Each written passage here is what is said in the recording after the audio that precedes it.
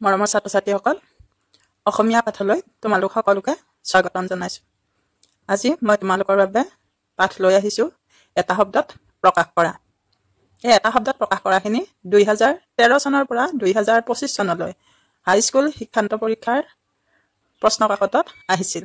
ইয়াতে মই কোনটো চনত কোনবোৰ এটা শব্দত প্ৰকাশ কৰা আহিছে তাকে দিছো আৰু লগতে ৰিপিট হৈছে নে নাই বা পুনৰবাৰ একেটা প্ৰশ্নই আহিছে নে নাই তাকো কম। তোমালোকে মন দি শুনিবা হওক।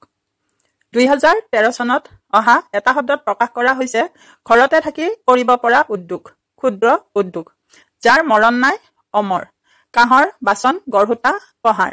2014 চনত অহা এটা শব্দত প্ৰকাশ কৰাবোৰ, যাক পৰিহাৰ কৰিব নোৱাৰি অপৰিহাৰ্য, যিজনে ইন্দ্ৰিয় জয় কৰিব পাৰে জিতেন্দ্ৰিয়, যাৰ কোনো নাই অনাথ, কঁঠালৰ সৰু কলি মুচি। 2015 চনত অহা এটা শব্দত প্ৰকাশ কৰাবোৰ, পনীয়া গাখীৰ দিয়া গাই গৰু জলাহী, যাৰ ঈশ্বৰৰ অস্তিত্বত বিশ্বাস নাই নাস্তিক, যি কথাৰ অৰ্থ নাই অনৰ্থক বা নিৰৰ্থক, এবাৰ গুটি লাগি মৰা গছ ঔষধি। 2016 চনত অহা এটা শব্দত প্ৰকাশ কৰাবোৰ, যি কণীৰ পৰা জন্মে অন্দজ, যি আগেয়ে হোৱা নাই অভূতপূৰ্ব, একে গুৰুৰ শিষ্য হৰিভকত বা সতীৰ্থ, যি উপকাৰীৰ উপকাৰ স্বীকাৰ নকৰে তেওঁ কোৱা হয় অকৃতজ্ঞ বা কৃতঘ্ন। 2017 চনত অহা এটা শব্দত প্ৰকাশ কৰাবোৰ, বিষ্ণুৰ ভকত যি তেওঁ বিষ্ণু ভক্ত বা বৈষ্ণৱ, ৰান্ধি খাব পৰা কলৰ পুলি পচলা, একে মাতৃৰ গৰ্ভত জন্ম যাৰ সহোদৰ বা সোদৰ, একে ঠাইতে স্থায়ীভাৱে বসবাস নকৰা লোক অঘৰী বা যাযাবৰ।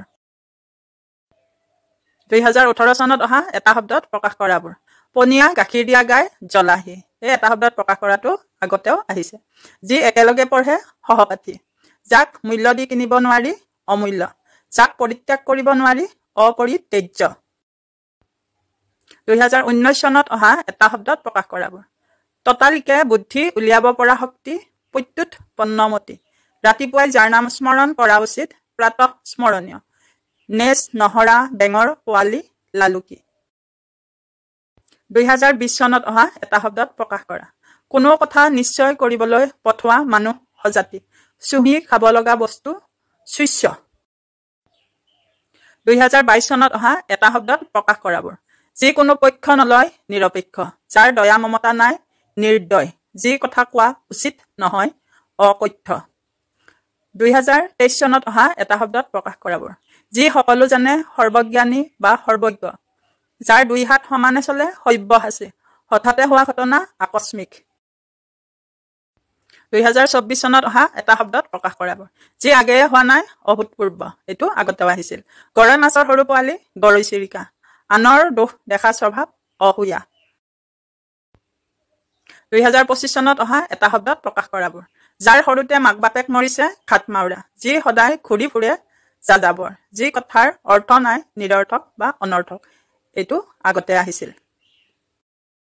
গতিকে আমি ক'ব পাৰো যে প্ৰশ্ন ৰিপিট হয় বা পুনৰবাৰ দিয়ে, যদিও কম দিয়ে, আৰু যিকোনো 3টা বা 4টাৰ ভিতৰত এটা বা 2টাহে লিখিবলৈ দিয়ে, গতিকে কমন পৰে বুলি ভাবিব পাৰি।